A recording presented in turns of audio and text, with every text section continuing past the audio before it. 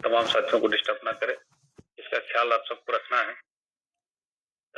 यह जो candle stick है, जिसकी पढ़ाई हम लोग कर रहे हैं, हो सकता है कि प्रतिदिन कुछ न कुछ हमारे बीच नए लोग आते रहते हैं, तो उन्हें ये समझाना ज़रूरी हो जाता है कि आखिर यह डिजिटल वर्ल्ड क्या है, यहाँ पर क्या हम लोग पढ़ रहे हैं। पुराने साथी को मालूम है और मैं जैसा देख पा रहा हूँ कि कुछ लोग आज नए साथी भी हमारे इस क्लास में आए हैं।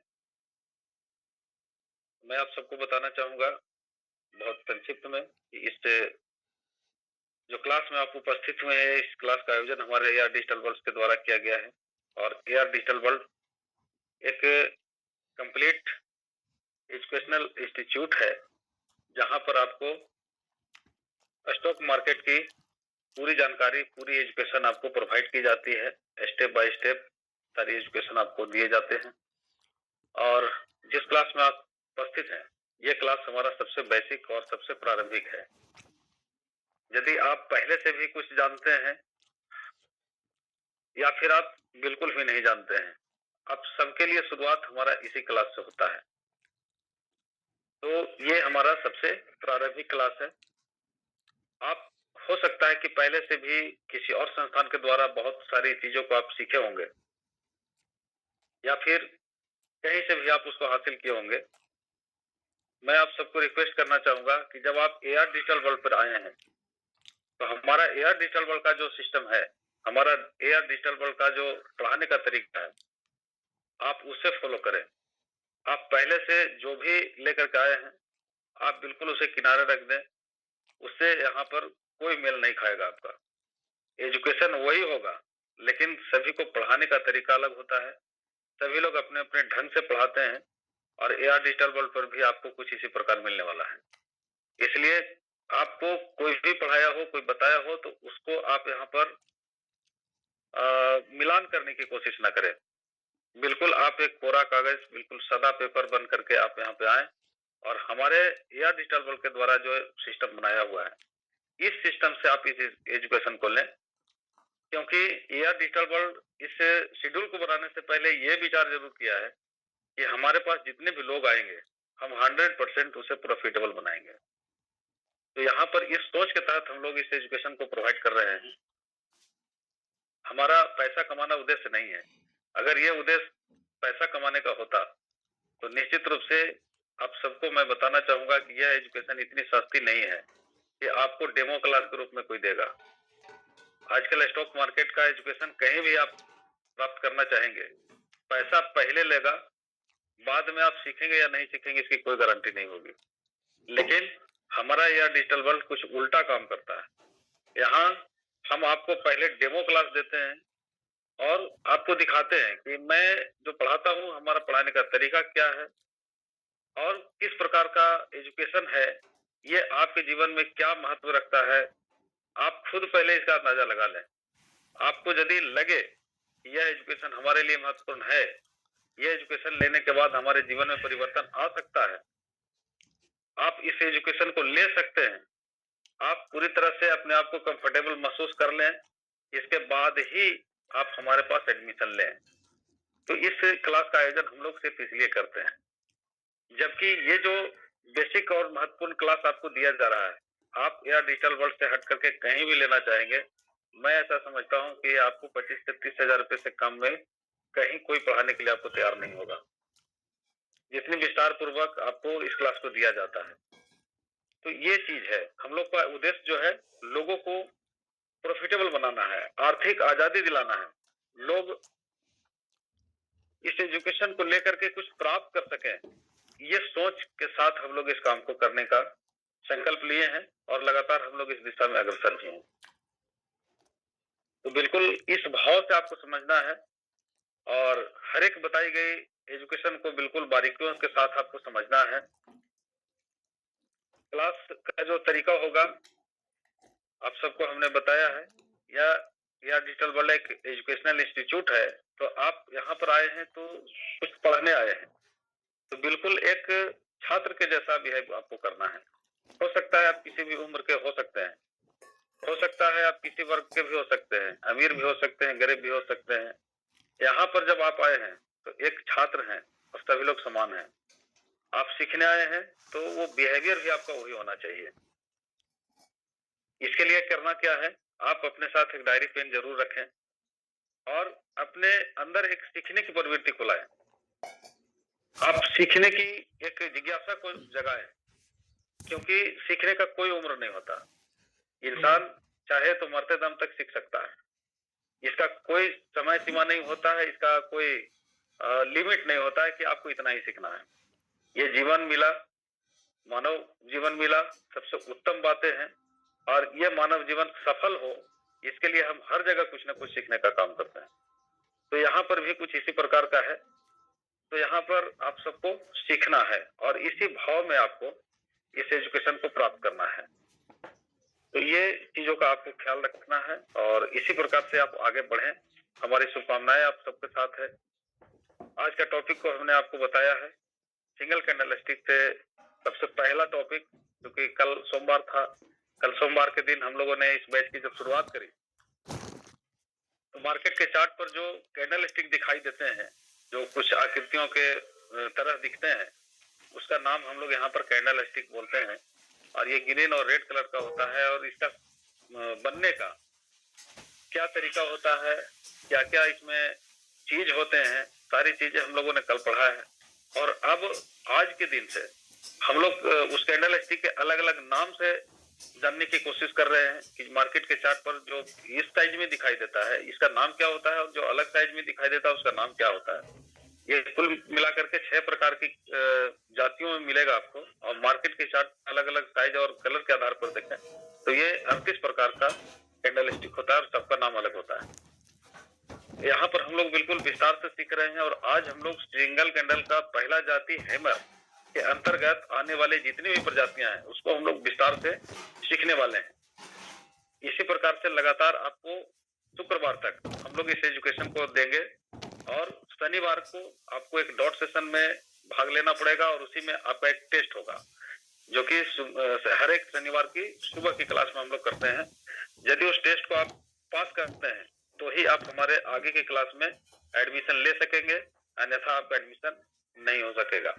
तो इस बात को आपको ध्यान देना है और इसके लिए आपको बारीकियों पर ध्यान देना है और हर एक चीजों को बिल्कुल अच्छे तरीका से सीखना है ताकि आप उस टेस्ट को पास कर सके और साथ ही साथ ये एजुकेशन आपके जीवन में एक नया मोड़ लेकर के आए, आर्थिक संपन्नता लेकर के आए। तो ये शुभकामनाओं के साथ आज की क्लास को हम प्रारंभ करने की इजाजत चाहेंगे।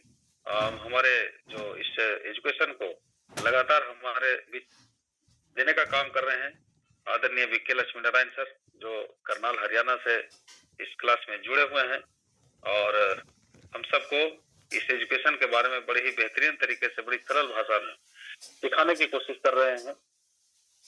तो हम उन्हें इनवाइट करेंगे।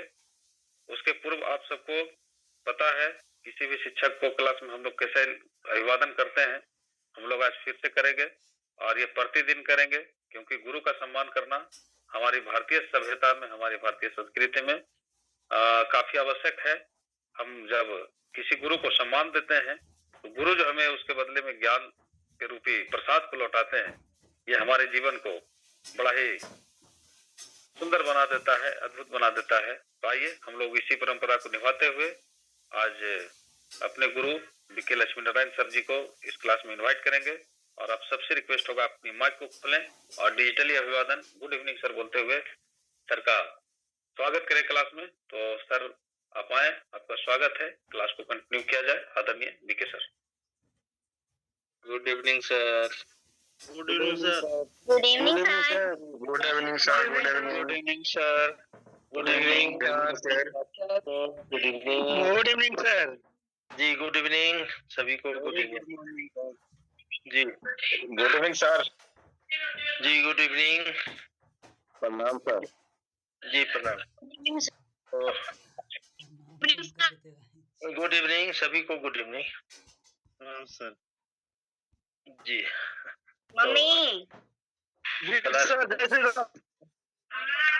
कालू खाना ज्वाइन कर लो। जी सभी लोग माइक बंद कर लें अपना।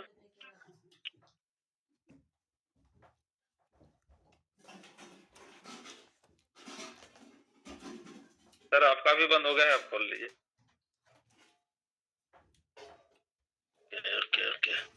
Thank you. तो सभी को गुड इवनिंग और आइए क्लास की शुरुआत करेंगे। मैं लक्ष्मी नारायण करनाल हरियाणा से आप सबों के साथ मुखातिब इस जूम वेबिनार में आप सभी साथियों का बहुत बहुत एक बार स्वागत और अभिनंदन फिर से, और आप सभी को मेरा प्यार भरा नमस्कार। इस वक्त आप लोग एआर डिजिटल के इस जूम वेबिनार पे मुझे सुन पा रहे हैं और आज का टॉपिक सिंगल कैंडल का पहला पार्ट है, पहला चैप्टर है, जैसा कि आप लोगों को सरवन जी ने क्लियर भी कर दिया है। और ये पहला क्लास सर, एक सेकंड सर। जी, कुछ लोग, मैं आप सबको एक निवेदन करना चाहूंगा, जो भी हमारे क्लास में जुड़े हुए हैं, आप लोग अपने नाम को सही सही लिख करके रखें, क्योंकि बहुत सारे नाम हमें ऐसे दिखाई दे रहे हैं, ऐसा नाम होता ही नहीं है किसी का सिर्फ एन लिखा हुआ है, तो एक पता नहीं डी के आर टी पी टी या दुनिया भर का लिखे हुए हैं। तो आप यहाँ सीखने आए हैं, तो इसे भेष बदल करके सीखने से कोई फायदा नहीं है। मैंने आपको पहले ही कहा कि एक छात्र के जैसा रहना है, एक गुरु लिखे हुए हैं, तो आपका जो सही सही नाम है आप उसे लिखें। आप सबको हम थोड़ा सा सिखाना चाहेंगे, यदि आपको पता नहीं चल रहा है तो आपको करना क्या है कि स्क्रीन पे कहीं पर आप एक बार टच करें, नीचे मोबाइल के निचले हिस्से में देखेंगे बहुत सारा ऑप्शन निकल करके आएगा, जिसमें तीसरा, बाएं से तीसरा ऑप्शन होता है पार्टिसिपेंट्स का। उस पर आप क्लिक करेंगे तो सबसे ऊपर में आपका नाम दिखेगा। जिनका भी ऊपर में गड़बड़ दिख रहा है समझिए आपका है। तो आपको करना क्या है कि अपने नाम के ऊपर आपको एक बार क्लिक करना है और उस पर आप सुधार कर सकते हैं, रीनेम का ऑप्शन आएगा, आप सुधार कर सकते हैं। जी, आप लोग हैंड रेज कर रहे हैं, सरवन कुमार जी, किशोर भाई, आप लोग हैंड रेज कर रहे हैं, हैंड रेज नहीं करना है, रीनेम कीजिए, उसी के बगल में रीनेम आता है। जी, हैंड रेज नहीं करना है। जीवन ज्योतिलाल जी माइक बंद कर लें। आवाज नहीं आ रहा सर, आवाज है। जीवन ज्योतिलाल जी माइक बंद कर लीजिए। मेरा आवाज नहीं जा रहा है क्या? साउंड नहीं आ रहा है सर। आपका नेटवर्क कमजोर है सर। जी जी जी, thank you. Continue sir, continue sir, सभी लोग ठीक कर लें अपना। एक तो सरवन कुमार जी हैं और महेंद्र सैनी जी हैं। आपका भी हैंड राइज हो रहा है, तो कुछ पूछना है तो बोलिए, नहीं तो हैंड राइज का मतलब पूछना ही होता है। तो कोई क्वेरीज हो तो हैंड राइज करें, नहीं तो हैंड को डाउन कर दें। जी थैंक यू। तो अभी हम क्लास की शुरुआत करने जा रहे हैं और आप लोगों को पता है टॉपिक सिंगल कैंडल का सबसे पहला है, जिसका नाम हैमर कैंडल है। और हैमर कैंडल में कई तरह का कंफ्यूजन भी होते हैं, जिसको हम बारीकी से एक एक करके सारे पॉइंट को समझने की कोशिश करेंगे। और जहां भी कोई डाउट या क्वेश्चन होता है तो आप लोग बीच में पूछ भी सकते हैं। और सभी पॉइंट को ध्यानपूर्वक आपको नोट करना होगा ताकि आपको कोई कंफ्यूजन।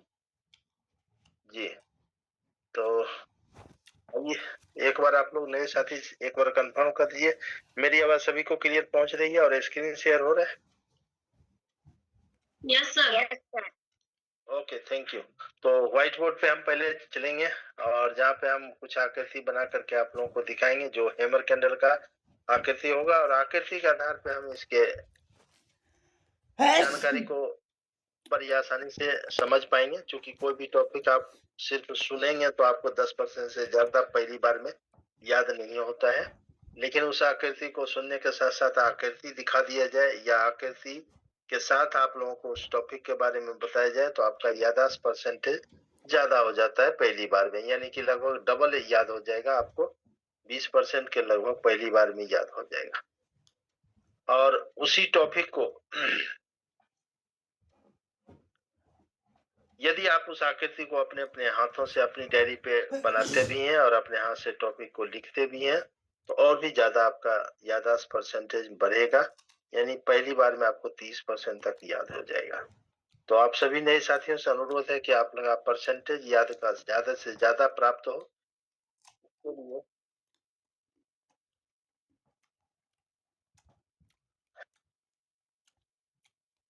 हेलो,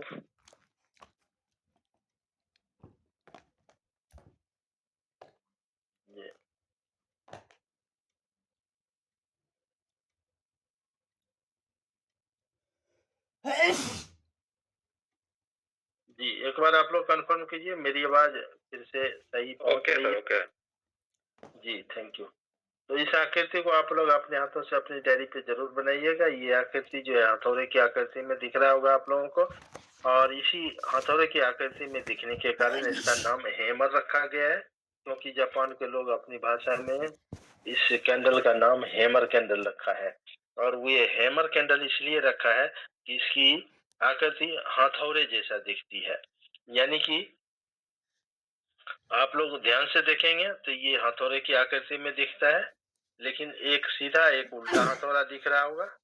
उसके बारे में हम बात करेंगे, लेकिन आपने जो सूची में नोट किया 2+2, वो देख लीजिए। यहाँ पे 2+2 मतलब 2 प्रकार की प्रजाति ग्रीन कलर में, यानी कि बुलिश रिवर्सल, और 2 प्रकार की प्रजाति रेड कलर में, जो कि ऊपर बना हुआ है, जो बेरिश रिवर्सल है। तो इस प्रकार से हमने आपको 2+2 जो सूची में नोट करेगा यही है। नंबरिंग भी कर दें ताकि आप लोगों को कंफ्यूजन न रहे। ये 1 नंबर है, और ये है 2 नंबर, ये है 3 नंबर, और ये है 4 नंबर।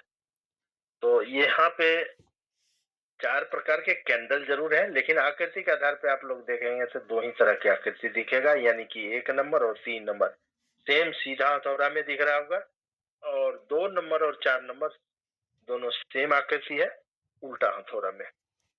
कलर अलग अलग है, लेकिन आकृति सेम आपको 2 ही तरह के दिखेगी। और यहाँ पे एक चीज और क्लियर कर दूं आप लोगों को, सीधा हथौड़ा और उल्टा हथौड़ा ऊपर भी है, और एक सीधा हथौड़ा एक उल्टा हथौड़ा नीचे भी है।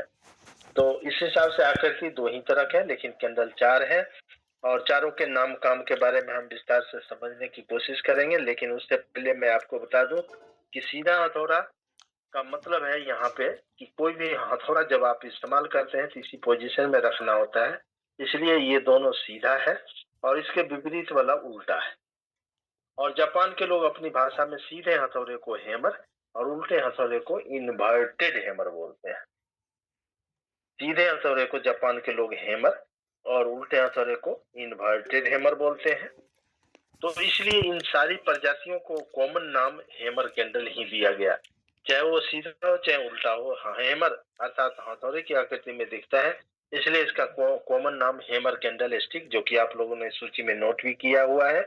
और ब्रैकेट में 2+2 जो लिखा हुआ वो यही 2 रेड में 2 ग्रीन में, टोटल 4 प्रजाति आपको यहाँ पे हमने आकृति बना के दिखाया है। इस आकृति को और गहराई से हम समझेंगे, लेकिन उससे पहले हम इसके बेसिक और महत्वपूर्ण जानकारी को एक बार रिपीट कर लें, क्योंकि आप लोगों को शुरू में ही बेसिक और महत्वपूर्ण जानकारी बताया गया था कि कोई भी कैंडल चाहे रेड हो चाहे ग्रीन हो चाहे बेरिश हो चाहे बुलिश हो चाहे छोटा हो चाहे बड़ा हो, उसमें महत्वपूर्ण 2 मुख्य पार्ट का होना और महत्वपूर्ण 4 पॉइंट का होना आवश्यक है।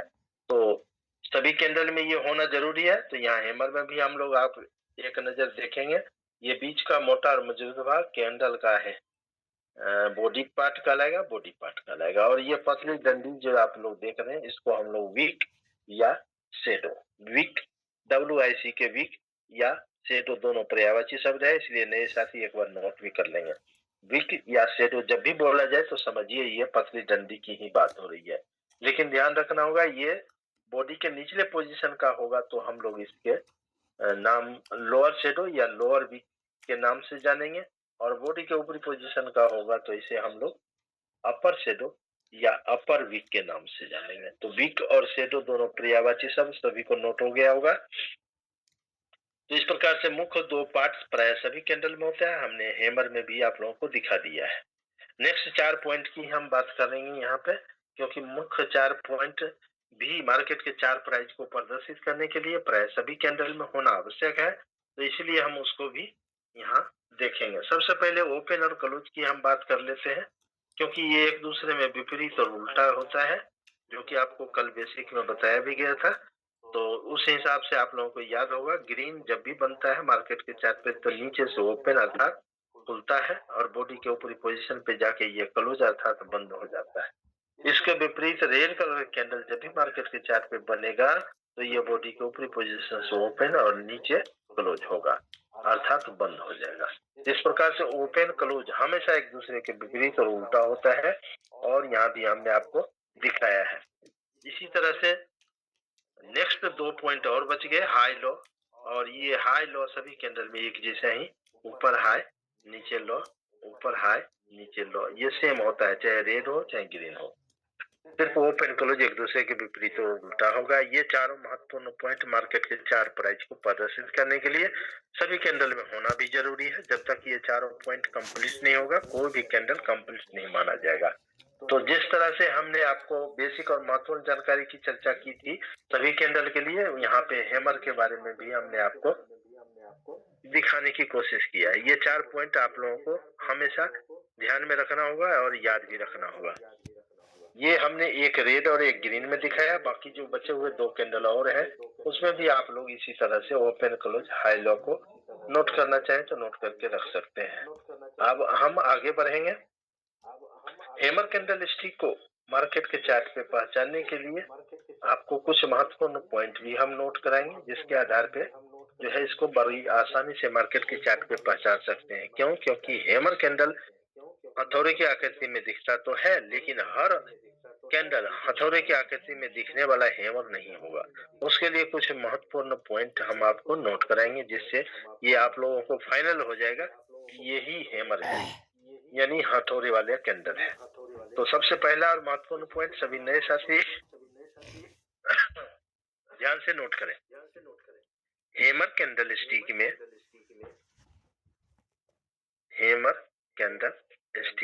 में शैडो की लंबाई शैडो ये पतली डंडी को ही बोला जाता है। इसकी लंबाई कितनी होनी चाहिए? बॉडी की तुलना में 2 गुना प्लस होगा। हैमर कैंडल स्टिक में शैडो की लंबाई बॉडी की तुलना में 2 गुना प्लस यानी 2 गुना से अधिक होना चाहिए। ध्यान दें, ये 2 गुना से कम हुआ तो हैमर नहीं कहलाएगा। तो इसलिए 2 गुना प्लस यानी 2 गुना से अधिक होना चाहिए। यहाँ तक नोट हो गया सभी को? हैमर कैंडल स्टिक में शैडो की लंबाई बॉडी की तुलना में 2 गुना प्लस यानी 2 गुना से अधिक होना चाहिए किसी भी एक तरफ का। ये भी ध्यान से नोट कर ले, किसी भी एक तरफ का मतलब जैसे इसका नीचे का है इसका ऊपर का है, तो दोनों तरफ में किसी भी एक तरफ का शैडो 2 गुना प्लस यानी 2 गुना से अधिक होगा, और दूसरी तरफ का शैडो या तो बिल्कुल नहीं होगा जैसे आप इसमें देख रहे हैं, इसमें देख रहे हैं, और यदि हुआ तो बहुत छोटा होगा जैसे इसमें है, इसमें है। तो एक तरफ का शैडो 2 गुना प्लस यानी 2 गुना से अधिक, और दूसरे तरफ का शैडो या तो बिल्कुल नहीं होगा और यदि हुआ तो बहुत छोटा होगा। ये पहला पॉइंट सभी को